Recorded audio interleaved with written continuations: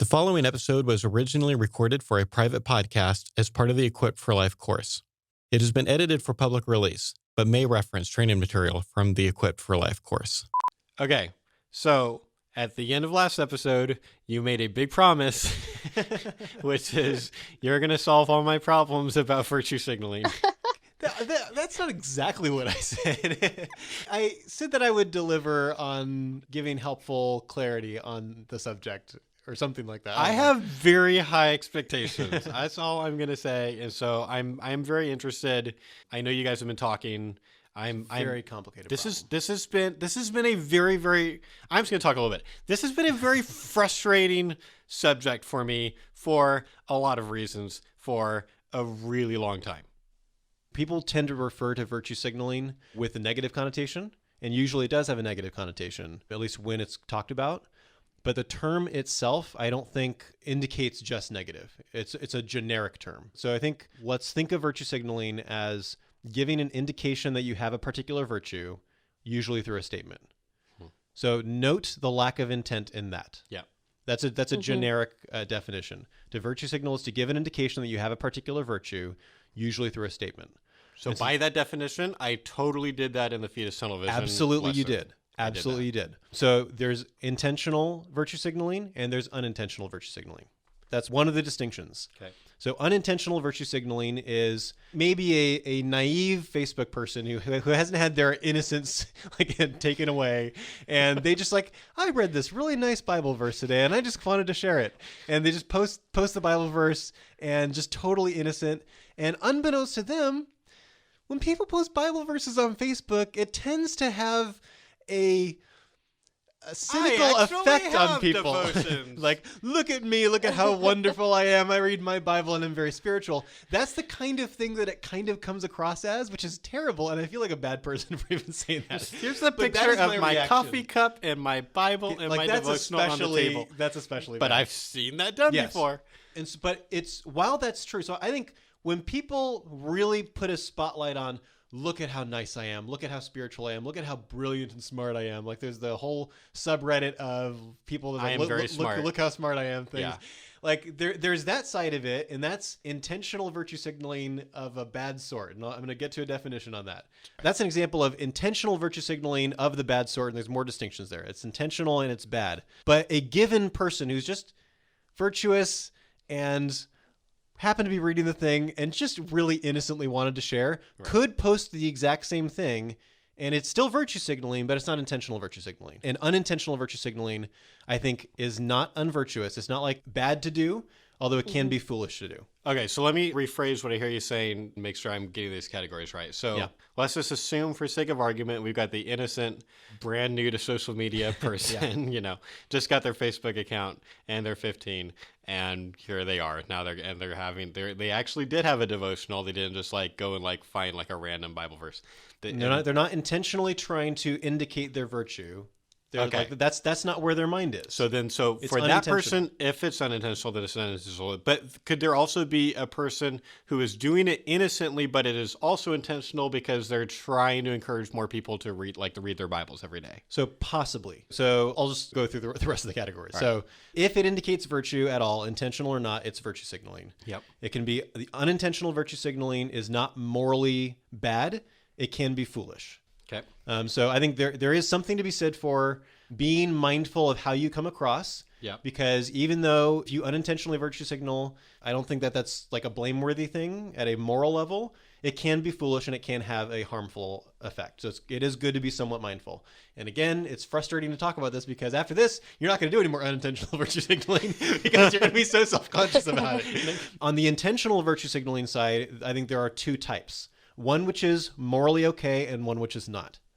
The morally okay kind is selfless virtue signaling. It's intentional and it's for the sake of someone else. It's altruistic. And on the other hand, it's selfish virtue signaling. And so the fetus tunnel vision thing, I think, falls within the category of it's intentional. It's for the sake of the other person. Mm-hmm. The reason, and it's the same thing with the question of rape video. We specifically start off by acknowledging the horror of rape. Right. That is virtue signaling, plain and simple.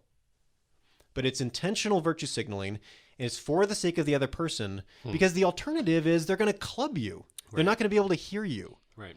You want them to be able to hear you. So if the reason you are intentionally virtue signaling is because you want points, you want them to think you're great and virtuous and woke or whatever. Right.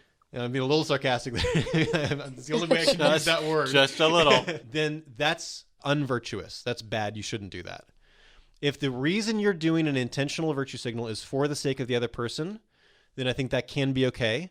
But the heart is deceitful and wicked, and you've got to be very, very careful.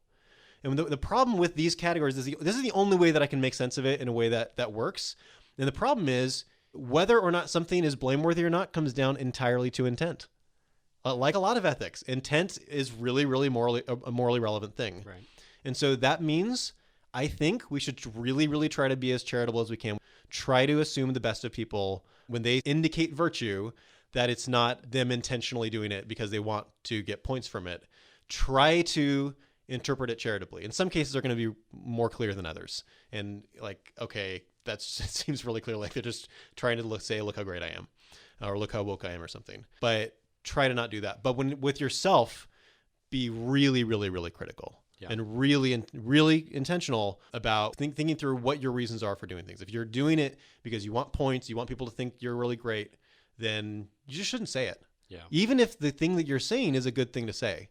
And this is one of the hard things about the whole subject is it's good to be a pro-life advocate. Right. Babies are dying. It's good to try to save those babies. Right. I think if the amount of good that you're going to do with a immoral virtue signaling Facebook post about abortion, the amount of good you're going to do for babies is probably in most cases less than the amount of harm you're going to do to your own soul by doing it. I think you should not post intentionally virtue signaling things for the sake of your own reputation. Right. If it's for the sake of other people, then that's different. And whether or not you've crossed that line in a way where you should do it is a personal judgment call, and you should go into it with a lot of reflection.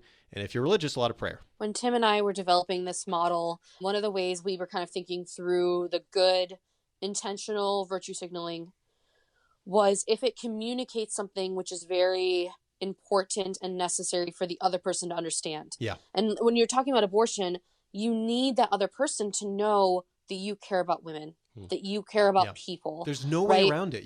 That has to be there. There's no way around it. And it has to be there, and it also needs to be true. Like, yes. It's just as important for it to be true as it is for them to know that it's true in your heart. So saying things like, I don't want women to die from abortions. The question of rape, acknowledging the horrible act that's happened and the kind of pain that causes, like those things are super necessary for the life of the conversation. And I think that it would be almost, it's an injustice to not acknowledge it because you're ignoring a big part of the problem. Yeah. And I think if we're not being results oriented, if we really are trying to be loving and Christ-like in the conversation, then we're going to have to virtue signal. Yeah. It's also like leading by example. It's like modeling the way for the other person. I think that has to be the way that this plays out, because otherwise us even talking about it makes it less likely that people can even say anything, right? If you can't ever virtue signal intentionally, then us making you more self-conscious about virtue signaling means you're just not going to be able to say things. Well, it also mean that we shouldn't be recording this podcast. Well, absolutely. That too, yeah. There's a self-defeating thing at some point too. Okay, so I've got clarification questions. Yes. Jumping off of the thing that Rich was just saying, like clearly a really critical part of why you've mapped things out this way is that easily one of your premises is sometimes virtue signaling is necessary. Yes. Like that is that is part of what's going on for you. So I think the question of rape one is like a pretty obvious one. Can you offer some more examples basically as defense of that premise for people who are skeptical of, I don't really know that you ever really do need to do that. Like people are charitable enough or whatever. Like, can you give us some more examples? I don't know if it has to be about abortion, but some more examples of like, I want you to spend a little bit more time defending the premise that sometimes virtue signaling is necessary. So I think I'm not entirely clear on your question. Do you mean you want more examples of times where it's necessary, or do you mean you want more of an argument that it's necessary? Kind of both. I mean, I kind of figured one would Sure. be part of the other. Okay, so I'll give a couple more examples. So basically, anytime you trot out a toddler, the first step is affirm their concern. That's always virtue signaling. Yeah. And it's always necessary, because if you don't start there, they're not going to be with you, and you're going to come across like you're brushing their issue off to the side. I care about poverty. That's why I'm for abortion. Right. Yeah, but babies. It's like, oh, I care about poverty too. Right. Poverty is really important in a way that's a lot more compelling than what I'm doing right now. We've got examples in the course. Let me ask you this question. And you've got to acknowledge that point before that shift is going to be successful, at least with a lot of people. Yeah. So anytime you're affirming the concern, you're doing some kind of an intentional virtue signaling thing. Yeah. And it needs to be honest. Don't lie about it. Honestly affirm the validity of their concern. That it's necessary, like, I'm not sure how to answer that question other than to say have some conversations and never find any common ground. Like, a lot of what virtue signaling is doing is it's acknowledging common ground. I think it's the point that Rachel made in one of our conversations. Although if you're virtue signaling in a way where you're signaling virtue to someone within your tribe and you're talking with someone who is outside of your tribe, then it's going to have a non-common ground kind of an effect. So if you say hashtag Black Lives Matter, that's signaling a particular kind of virtue, and that's going to give you common ground with people who have the same views on that issue. But it's also going to incite kind of frustration or something, or has a lot of potential to incite frustration with people who disagree with you on that issue. I'm not sure how to answer the question other than to say common ground is really dang important. and like, just realistically speaking, the way people process interaction, people are incredibly judgmental. And this is especially problematic on Facebook. So virtue signaling is important in a one-on-one conversation. On Facebook, like, in some ways it's even more important because people are super suspicious. People's like natural indication is not to do what I'm really encouraging and trying to do myself, which is to be charitable of other people and assuming that they're not virtue signaling in a selfish way, that they're either doing it for a good reason or it's unintentional. But that's not how people are inclined. They've had too many negative experiences, and people are really vicious, and we all virtue signal in ways that are like not cool. And like, this is something that we've all done. And because we've done that bad thing, we're suspicious of other people doing that bad thing too. And we're in this world where there are many assumptions being made about people who aren't in your tribe. And sometimes, oftentimes on a college campus, and especially online, people are making assumptions about you that are probably not true. If they label you in their mind as like a stereotype, they might think that you're racist or hateful in some way. Or don't care about women. Yeah, you don't care about women. And so by virtue signaling, actually, that is common ground. You and I both care about women. I'm going to let you know that. It kind of lowers the expectations you have on them to be charitable towards you. Like, you're making it easier for them to understand your mind because you're speaking it. You're not asking them to like make charitable assumptions. Yeah. And so that, I think that makes everything better. I think it's necessary. Given the way people are judging each other right now, virtue signaling is necessary. In a much more peaceful, charitable culture, I could imagine there being no examples of necessary virtue signaling. Just it's a reaction to where things are. Right. Like a dialogue about a controversial issue. You're in the long grass from Jurassic Park 2. Like, it's a hostile, dangerous environment, and so you gotta like have your flashlight out. You gotta look for velociraptors before they kill you.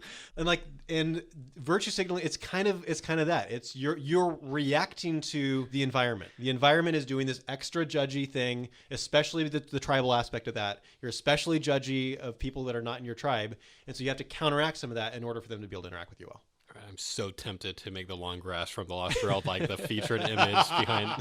I don't think I'm going to. It'd be a little bit too obscure. But I'm certainly tempted. Okay, so let me ask you about this thing. You know, you're talking about, what I hear you saying is that virtue signaling, intentional but morally okay virtue signaling, is even more important to do on social media than when you're in person because people are so suspicious. I think so. In the same way that common ground is more important. Yeah. So I feel like the counter argument to that, and I don't know if I believe this, but at least interact with it, would be that because people are so suspicious, social media is the place not to do virtue signaling. It's the IAmVerySmart thing. So like the IAmVerySmart subreddit is a hilarious subreddit where people are posting screenshots. They make it anonymous. So you got to like put like color, boxes and bars over people's names and pictures and stuff. But you still see that it's almost always Facebook. And it's some usually like probably a jerk who is trying to signal that they are a really smart person, like they're super intelligent. The other person hasn't read all of Heidegger.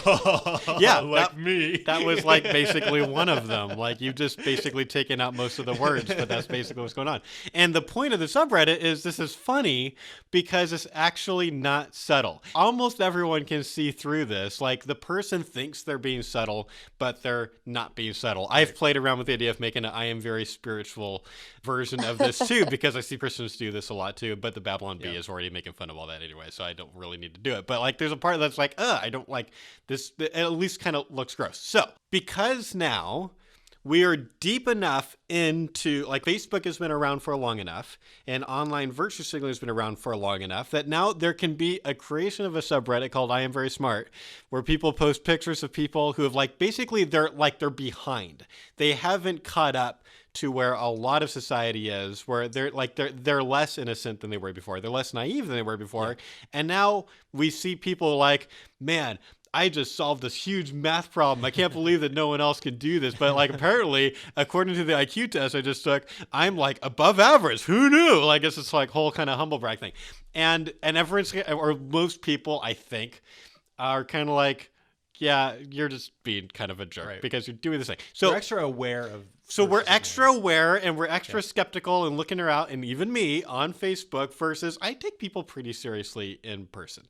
There is an argument that could be made that virtue signal when you're in person, because when I'm in person and when I acknowledge how bad rape is, I can do it in a way where it's not like good acting. It's just like I'm able to explain it in a way where because of my body language, because of the tone of voice, because of the different things I'm doing fairly intentionally, I'm able to get what they receive as what I'm actually trying to put out. It's like the whole analogy in marriage where like, you've got like these radio antennas going out. And so you're outputting something and they're inputting something. What you output might not be necessarily what they input. And so part of communication is how do you adjust what you output so that they input something accurately and vice versa. That's what I'm talking about here. So interact with that. Yeah, so that's a fantastic pushback.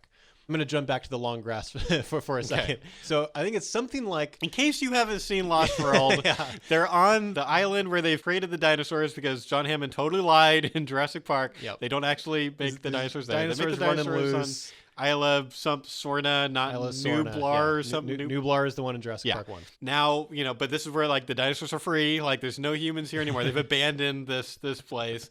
And now they've got to try to get basically from the whole thing is point X to point Y. They've got to make this trek. They got to do it on foot, which is the worst way to do it if you're in Dinosaur Island. And now try to not get killed by dinosaurs it's at on the night way. And it's really tall grass. It's like, it's 7 5 foot tall, probably. At least 5, 6, 7 feet high. And there's velociraptors all around this thing. And so they're like trekking. in. So there's an amazing shot. So good. They're trekking through and they're like stomping down the grass. You can see all the humans in this long line of, there's 40 or 50 of them. Yeah. A whole bunch of, So there's an aerial shot. There's an aerial shot and a whole bunch of them they can get killed off and it's fine. And so you can have these cool scenes. Like they're not like important characters. And then you can see like from every direction, from the raptors at the field, the raptors are coming in. Awesome. It's like, it's such a brilliant shot. Okay, so that's what Tim's talking about. Yeah, so given that we're in long grass and there might be raptors, we should be monitoring with our flashlights because if a raptor shows up, we want to shoot it before it claws us to death. Right. But on the other hand, if we're waving our flashlights around, that might attract the attention of the raptors. So it could kind of go either way. Right. And I think that's how I feel about your pushback. Is on one hand, because people on social media are extra mindful of virtue signaling and extra critical of it, that makes it extra dangerous. But because people are so much more hostile on social media and in common ground is so much more necessary, it's also more necessary to do virtue signaling. So it's kind of like you're screwed either way. Okay, well, so you've got to make really good, like every conversation is a series of difficult judgment calls. I think it's not a one-size-fits-all thing here. Yeah. Use your best judgment. If your kind of Facebook community, whatever that phrase means, is a group of people that seem like they're extra conscious of virtue signaling, then probably back off of that and make a good judgment call.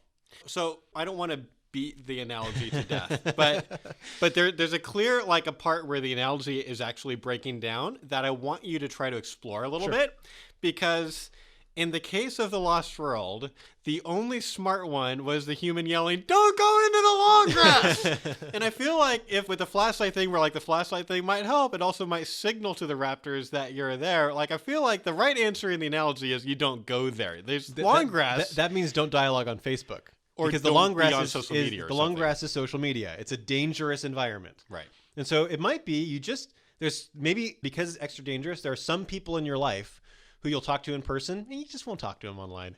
I have some of those. Yeah. I'm not going to name names or give any kind of indication. I have two people very specifically in mind right now who I will talk to in person, and we'll have good conversations in person. I won't talk to them online. It's too bad an environment, and I think online they become worse people, and we're going to have worse conversations, and that's going to make it even harder for us to have good conversations in person.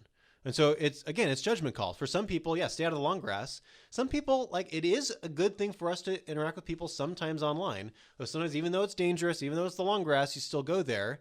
And whether or not it's worse to go in blindly in the dark or worse to possibly indicate to the raptors that you're nearby, I think that's judgment call.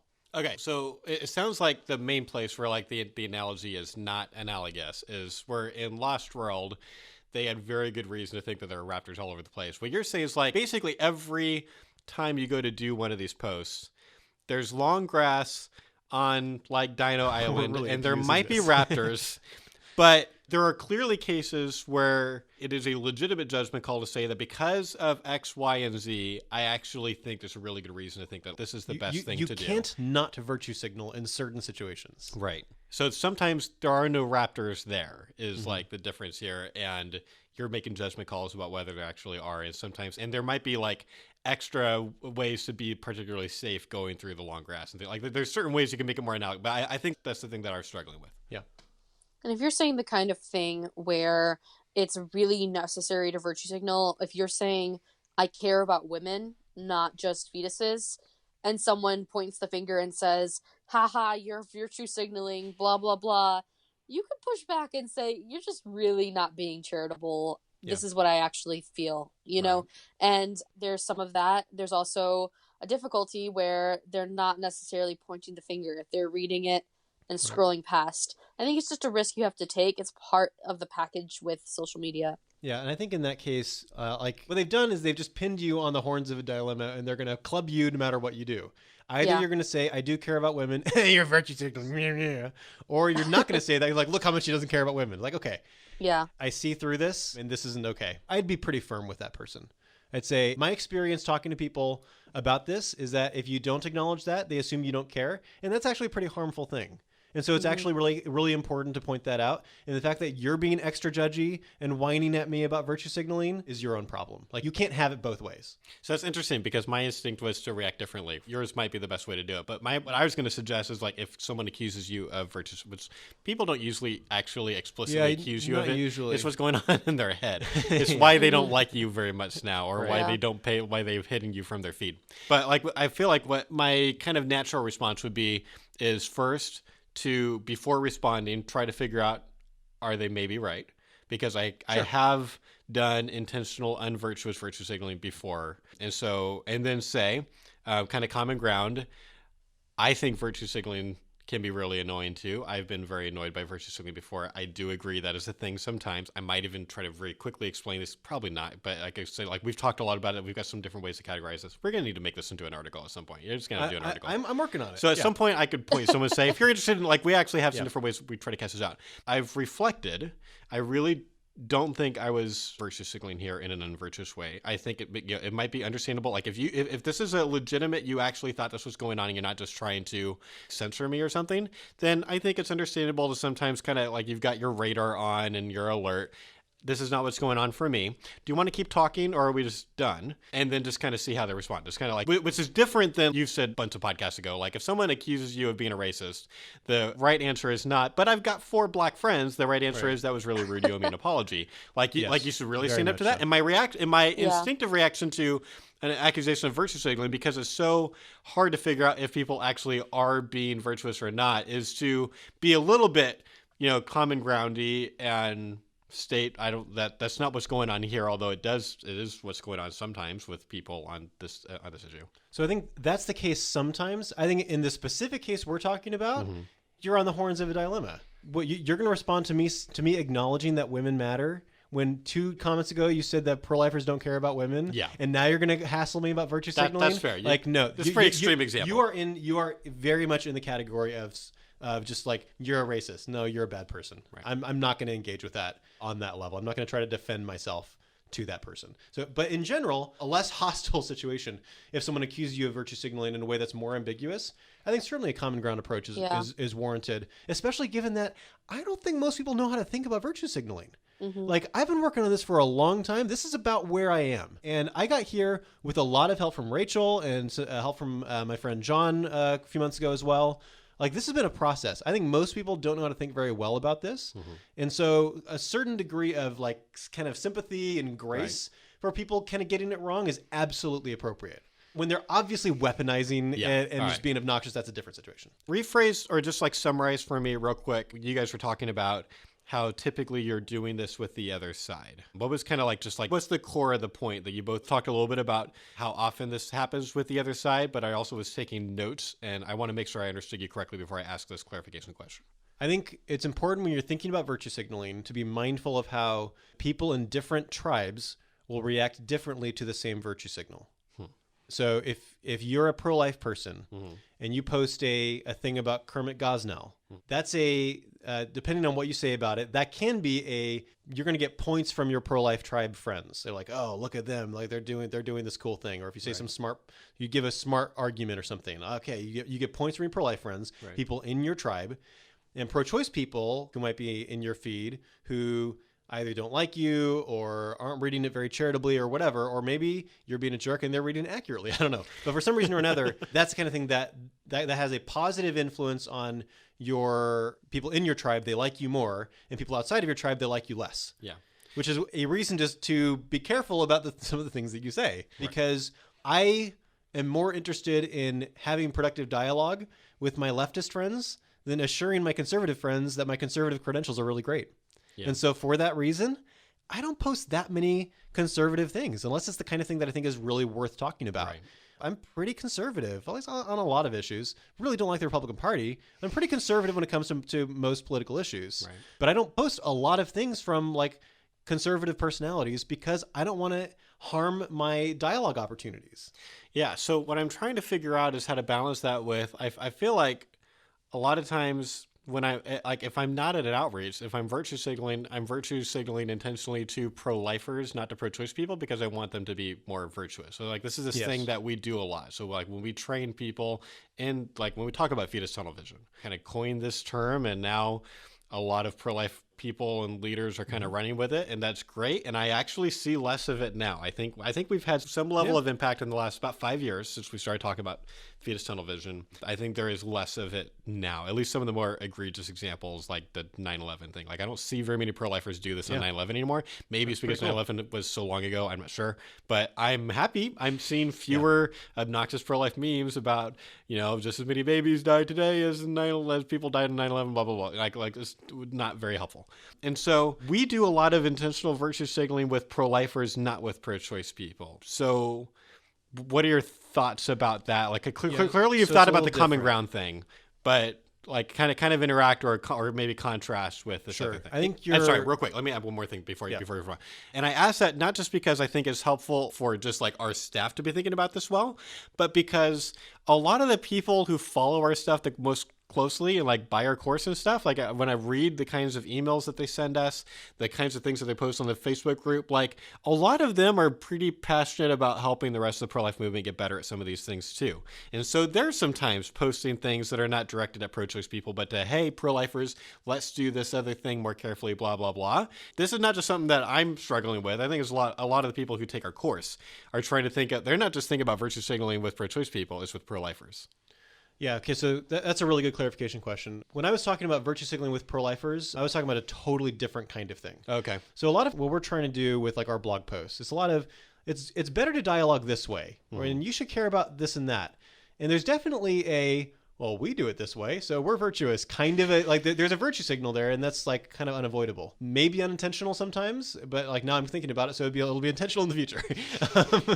More likely intentional, but probably defensible and appropriate, because the goal is trying to help pro-life people to be better. Yeah. So this is a specific type of virtue signaling, which is you should model the way that you do things after me. Look at the way that I'm doing it. I'm doing it well. I'm doing it virtuously, and you should model that. That's not the kind of thing that's going to irritate pro-choice people. Right. If we're like criticizing obnoxious things that pro-life people do and saying, here, do this better. Right. Or, hey, this straw man pro-choice meme about bodily rights arguments is really annoying. Stop making it. That's kind of a virtue signal to pro-life people. Mm-hmm. If we're using a virtue signal pretty broadly. Right. Saying you shouldn't do this unvirtuous thing, be virtuous like me, and only share non-straw man memes. If you're going to share memes at all. That's the kind of thing that is not going to bother people in the pro-choice tribe, right, because I'm kind of like agreeing with them. What I'm talking about is more like a kind of more of an advocacy, hooray for the pro-life movement, take down Planned Parenthood kind of thing. Cecile Richards should be in jail. So that's not a very good example because I'm not doing a virtue signaling. It's something like, interesting how Cecile Richards is too afraid to talk to me on Twitter. She should be in jail or something. I don't know. I was kind of off the top of my head. So something like that where you're doing a virtue signaling thing and you're kind of like looking for pro-lifers to be like, yeah, you're so cool. That's a pro-life virtue signal that's also going to irritate pro-choice people. In the same way that, so I referenced Black Lives Matter earlier. It's just too convenient an example, as controversial as it is, to say something like Black Lives Matter and Republicans think that they don't. Then now, if you're a leftist person who kind of basically believes that, right, then okay, you're winning points with that crowd, but you're really irritating your Republican friends. Right.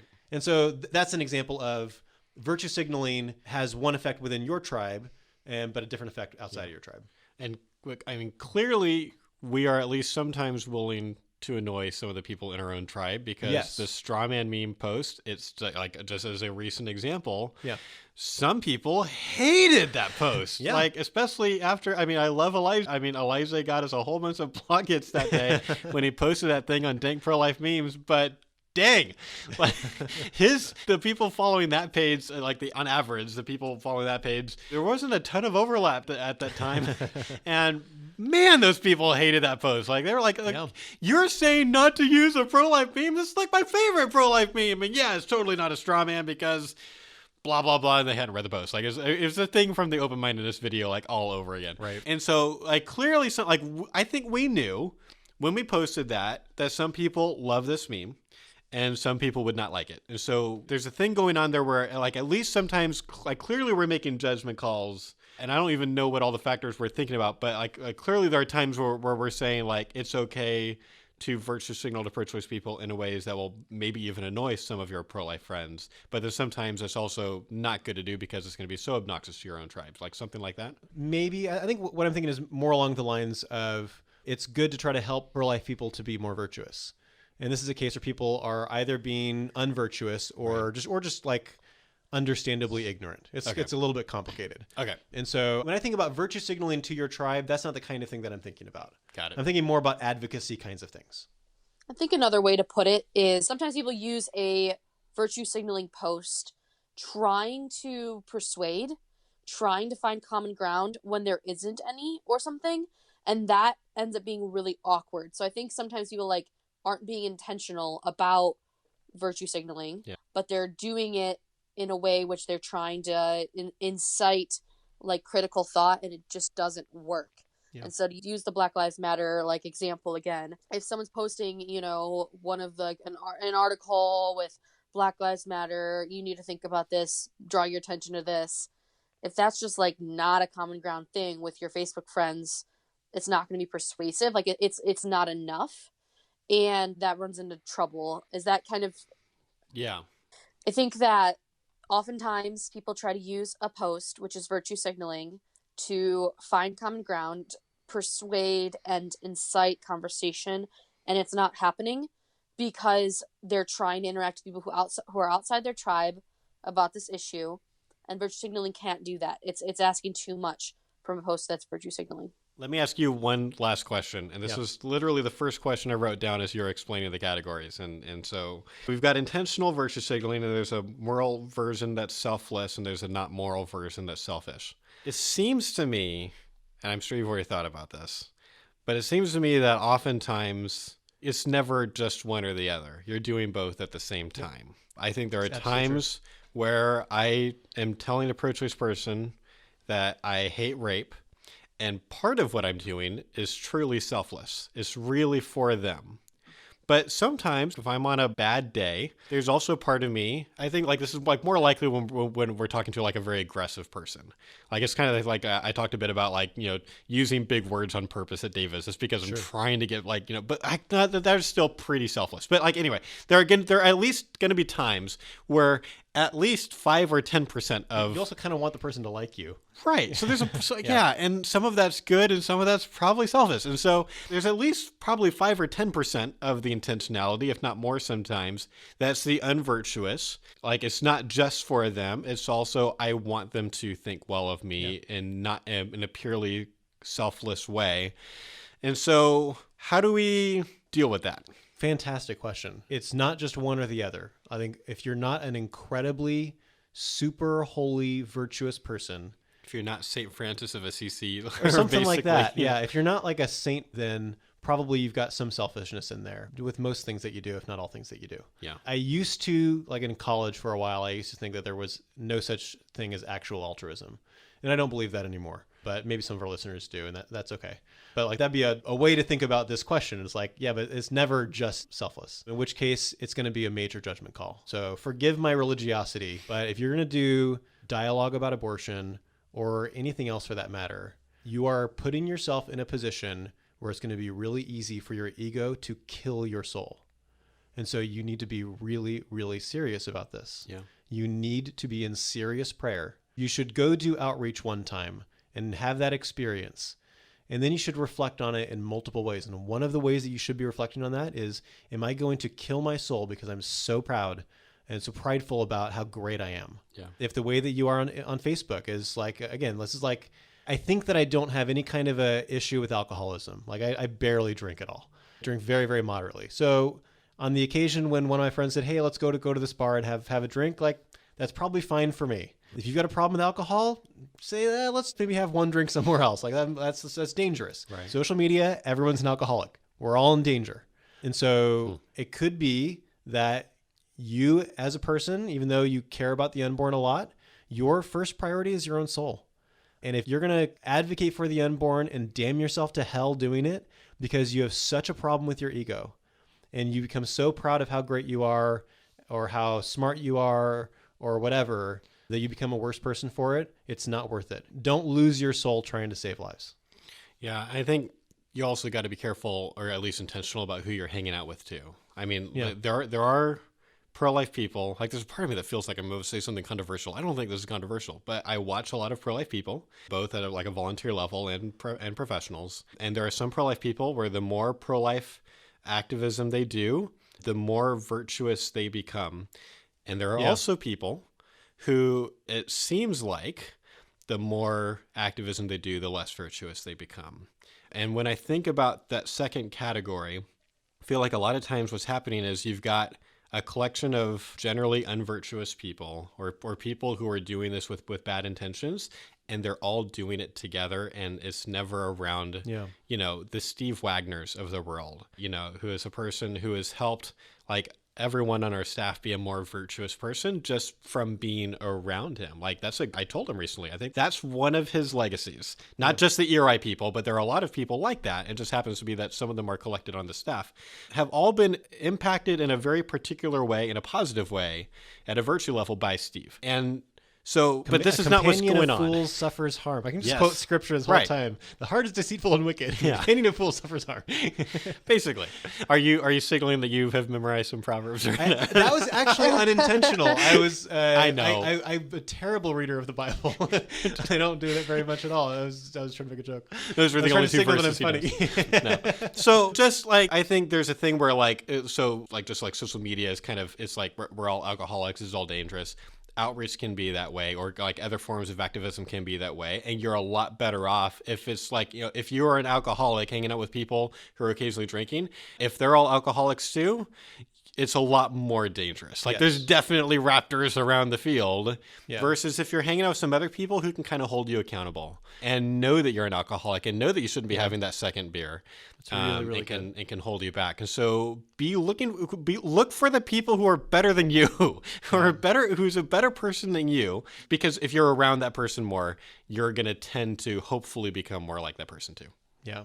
And just remember your own frailty here.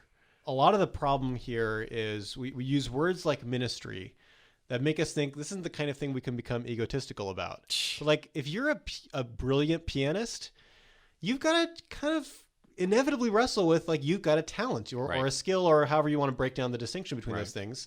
And that can make you really arrogant. Right. And there's a lot of skill that goes into ministry. Yep. How good you are at arguing is relevant to dialogue. Yep. And so if you're just like, man, that was so cool what I did there. I was like, I'm so great. Man, I'm so awesome. There's this amazing episode of Seinfeld where Jerry goes into this like Indian restaurant that like no one else is going into. And he's like, man, I'm such a good person coming in here and I'm patronizing this place. Like, man, no one is as good as me. And it's like this beautiful picture of like human pride. It's fantastic. And that's like the kind of thing that I think can very much happen with even something like ministry. Don't think that because you're doing ministry, you are immune to pride and sin. You're not. And it's going to be a danger, just like any other skill that you have or anything else you become knowledgeable about. You become really knowledgeable about global warming. Like, I know about global warming. You don't know about global warming. Like, it's anything like this. Yeah. The heart is very, very problematic. So this discussion's gone on longer than we thought it would. And so we're going to close up shortly here. This never happens on our podcast. I don't understand what's going on today.